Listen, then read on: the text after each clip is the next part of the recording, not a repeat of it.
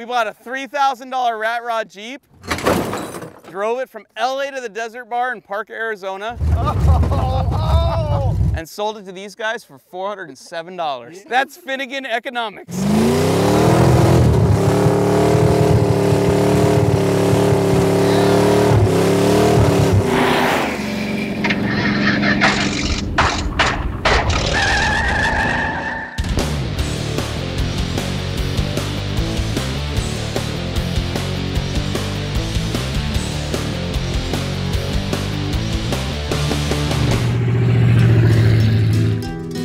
On this episode of Roadkill, Freiburger wanted to go off-roading, so he said buy a Jeep, and I did.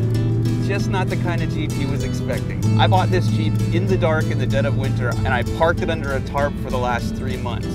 Freiburger's never seen it. I forget what it even looks like. He's in for a hell of a surprise.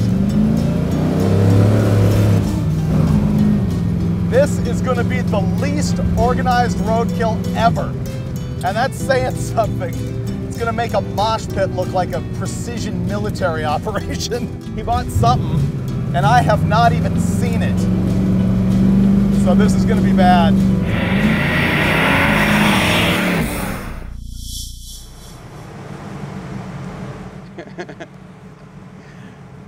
Hey, do you see your new Jeep? Hey. We're friends, right? This is the surprise? See your Jeep.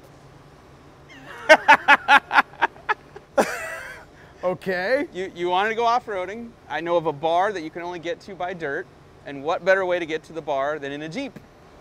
This is your Jeep. It's a flat rod, isn't it? Jeep rod! She's not quite ready to go for a test drive. No. Oh, it's cool. It's cool for a minute until you really start staring at her. Oh, it's an MB. It's a genuine World War II grill anyway. Huh, this tire's touching this fender. Oh, it's got airbags, it lifts up. Great, that always works out well. As long as they never leak, that's not a problem. And because it's sat here for 3 months and I haven't looked at it, it's puked all the guts out of the tranny onto the pavement here. So we're gonna have to remedy that. Oh, good. And that's not that much, it'll be fine. And there's no compressor for the airbags, so we're gonna have to rig something up a la Ranchero style. Chevy. Does it run good? No, it needs a tune-up. We need to obviously top off the fluids. It needs a cotter pin for every single castle nut. I am a little concerned about the fact that the airbags are mounted single shear, no gussets. This is ugly. But I think if we put fluids in it and cotter pins, it can't weigh anything. Get air in the bags, we could at least go drive down the street and see if it'll make it. Where are we going? We are going to the Nelly E Saloon, a bar in the Buckskin Mountains in Parker, Arizona that you can only get to on a dirt trail. I don't know if you noticed, but those are not BFG mud terrains. Well, I mean, we're not rock crawling, but it is, you know, we may high center her. It looks cool. It's got style. It has no substance though. So where do we begin? Does it run? I don't know. It's been 3 months since I've seen it. Crank it over. No. As usual, the battery's dead.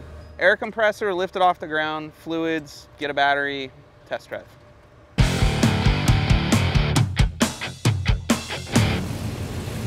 You get the feeling that we buy the same stuff over and over again every time we do this? How many jacks have we bought for Roadkill? I don't understand why they won't let us take brake clean and, you know, jack handles on airplanes. It has oil, with only a little water in it. Well, we're by the beach. There's a lot of condensation. Tastes okay. I'm the editor of Hot Rod Magazine, but a lot of people don't know that I was also the editor of Four Wheel and Off-Road for a long time. I'm really hardcore off-road guy, and especially a hardcore Jeep guy. I've got like 7 flat fender Jeep bodies and half rollers and all sorts of stuff sitting around my house. And I've always wanted to do this to one. Well, not exactly like this, but make a hot rod out of it. Oh, I can get the front wheels off the ground. Check it. You can watch the shock mount bend as you're doing that. Look at the front axle. Look at the rotation on it. Oh, we're dead. I've been 260 miles an hour in a Camaro. I'm more scared of that. The first time I welded on my mini truck right after high school, it looked better than what I'm seeing under here. Yeah. You realize nothing about this is, even the button to start it is right.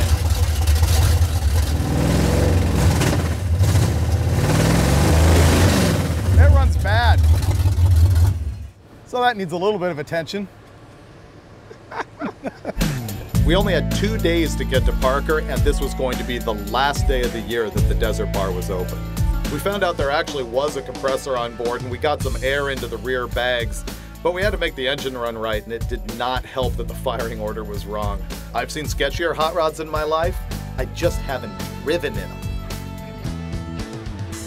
2 cylinders were switched. I have a feeling that's not going to fix everything on this pile, though. The airbag is rubbing the frame, and the shock is hitting the airbag mount. So as we drive down the road, that airbag rubbing there, rubber against steel, puts a hole in that bag, and then that blows and we crash. We've got to re-drill this to move this airbag further outboard. Riding in this might be so miserable that you just crave the relief that only sweet death can bring.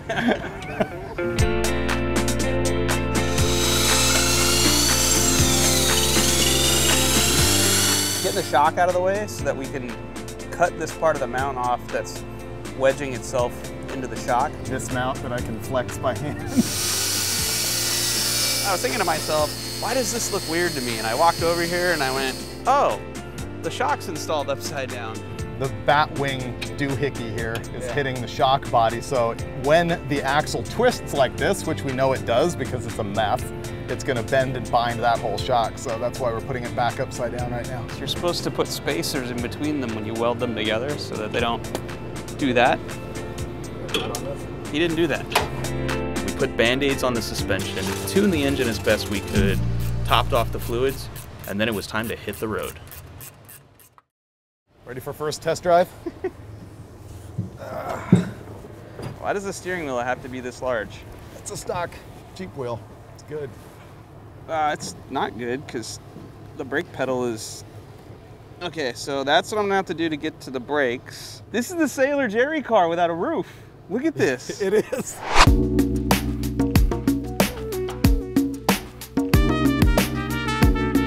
I'm more comfortable than the rat rod, significantly. Well, that's because you're not over here. You don't have a steering wheel in your crotch.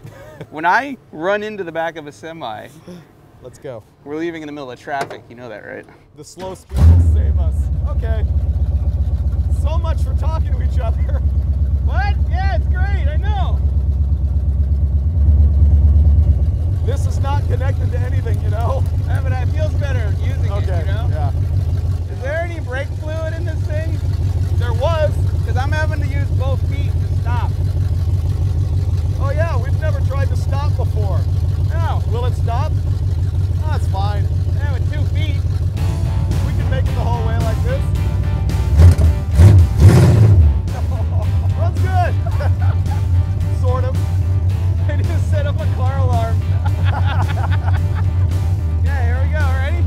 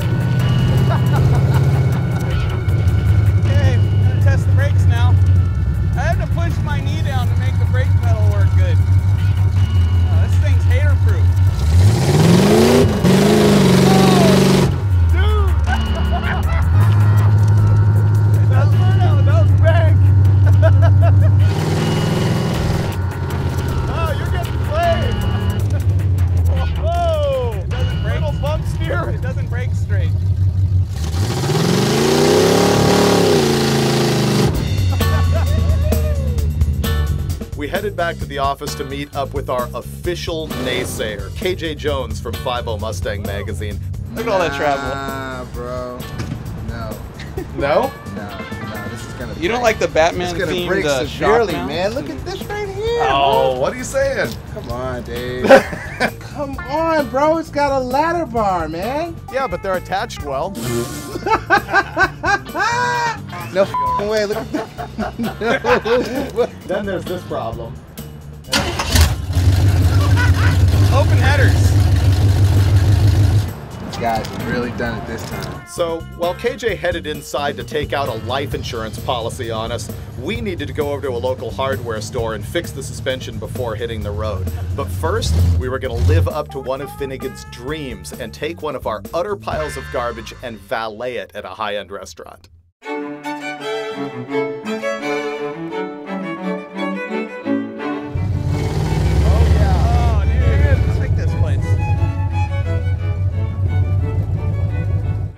Good tonight. Okay. You show you how to work it? I don't know. Who can blame the valet guy for not wanting to park this thing? He was a bit confused when he went to put the ticket on our windshield and discovered we didn't have one. We lost our window. Oh, this is swank. Oh, we have to celebrate. Yeah. When we've done roadkill with beater vehicles for like the past year, every single time we've wanted to go through the high-end valet. So we finally did it at that steakhouse back there, and they were unfazed.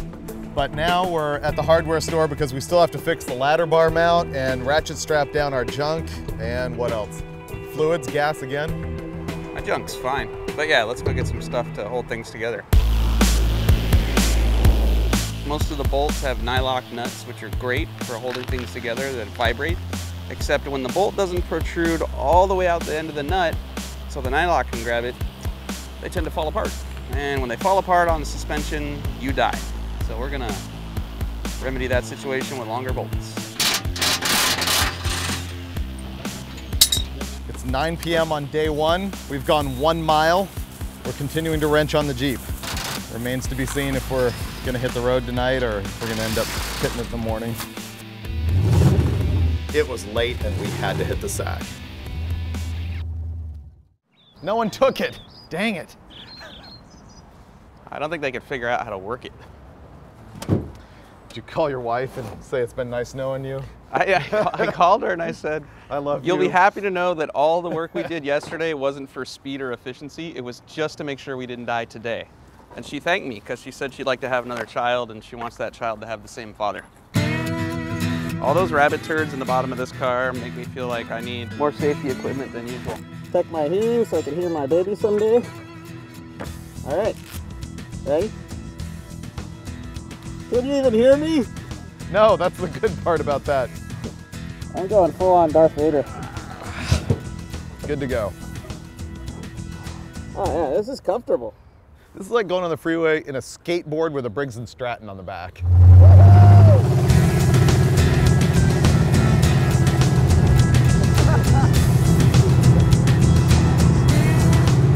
Hey, how fast are we going?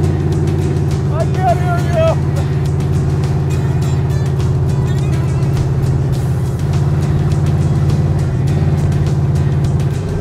I think this is the first time in my life I've wished for heavy traffic. Don't worry, we'll be fine. Runs like a champ.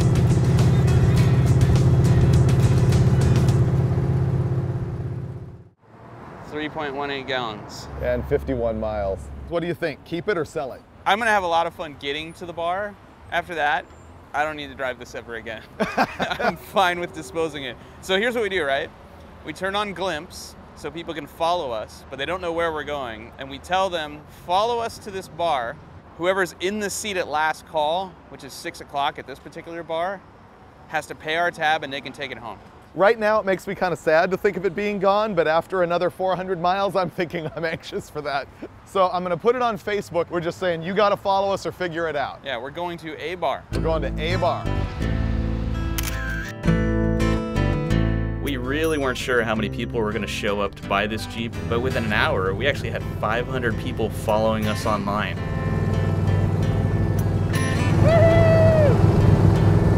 Finnegan seemed happy to drive, and I think it's because there's a steering wheel to hold on to. You don't sit in this thing, you sit on it. And there's one of 100 things that could break on this thing and then just throw us right out onto the pavement. There's oil on the floor. It's coming up from the floor? Coming out of the crack right there. Like not down the firewall from the bottom. Yeah. How's that possible? That kind of looks pink. Yeah, it's transmission fluid. All right. Transmission fluid catches on fire. That'll be fun. Well, just drive faster. It'll blow it out. No, semi. And go.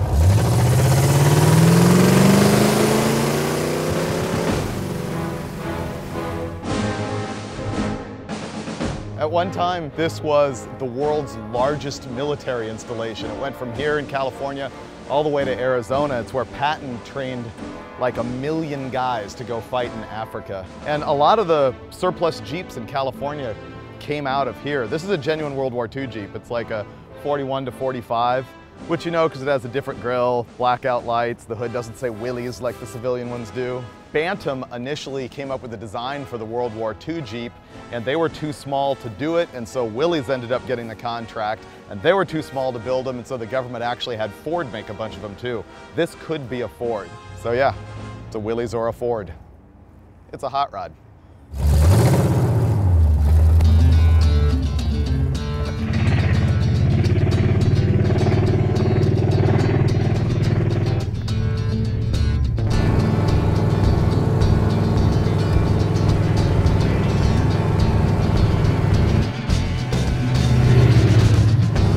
We were cruising down the highway at the end of the day and getting passed by every car, and I'm even falling asleep. So I pulled over to hand the keys to Finnegan, and what does he do? Gets us stuck immediately on flat ground. How pathetic that a Jeep is stuck here.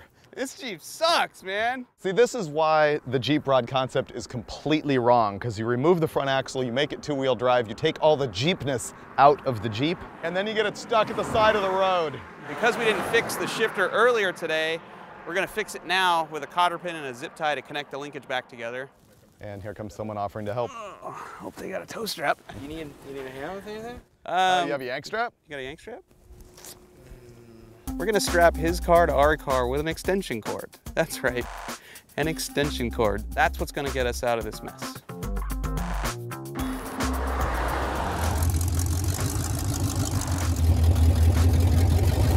We just traded 4 gallons of gas for a 3-foot tow with an extension cord. How did you end up over the edge like that? They're making a U-turn.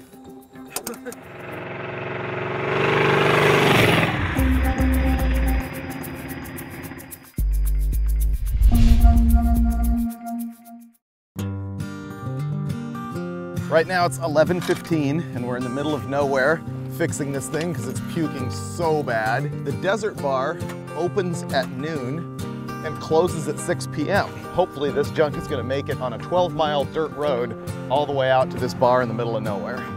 Wow, that's leaking bad. Once I cleaned everything off, it was really hard to tell where it's coming from because it's not running and the fountain's not moving. David wants me to start it up on the jack right now. Genuinely afraid, because I think this thing's just gonna ghost ride itself off into that field and then... It'll stop when it hits the ditch. At that point, I'm leaving it. I'm not even gonna pull it out if it ends up in that ditch. Flashlight's right there, have fun. Okay, 8. It is the transcooler line. It wasn't leaking out of the fittings, so the line must have a hole in it. It must, because it's squirting up and then running down. Okay, we're not fixing that, so it's fine, right? I'm okay with it. Just keep buying more ATF. When you know the rules, you're allowed to break them. And we know that that's not supposed to leak, so we're good. Like that. Oh my God.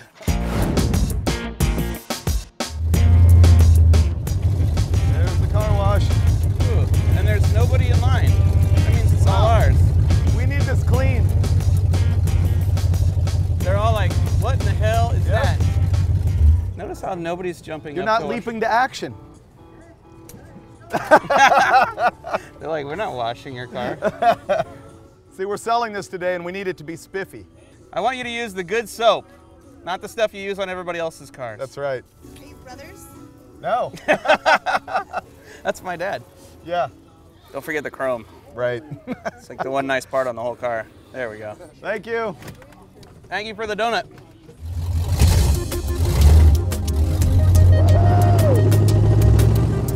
This thing is a smoke machine. So of course we did burnouts before we left the pavement the last time.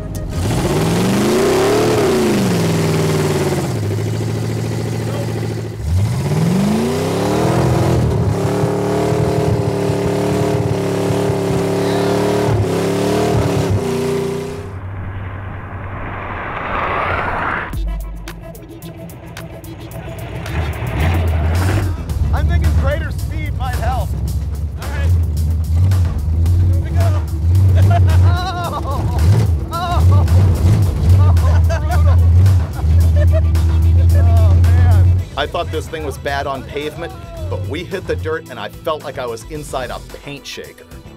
This is why I told you I wanted a Jeep. You know what the funny thing is these people think they're roughing it.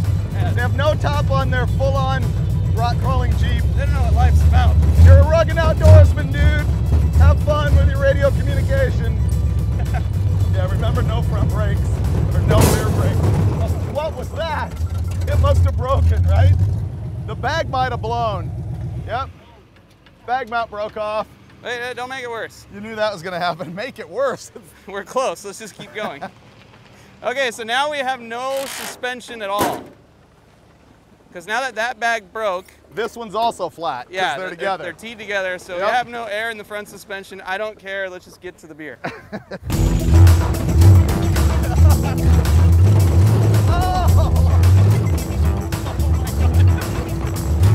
The Desert Bar is legendary, and I had this picture in my mind of what kind of an oasis it was going to be. And we rounded the corner, and there it is! Wow!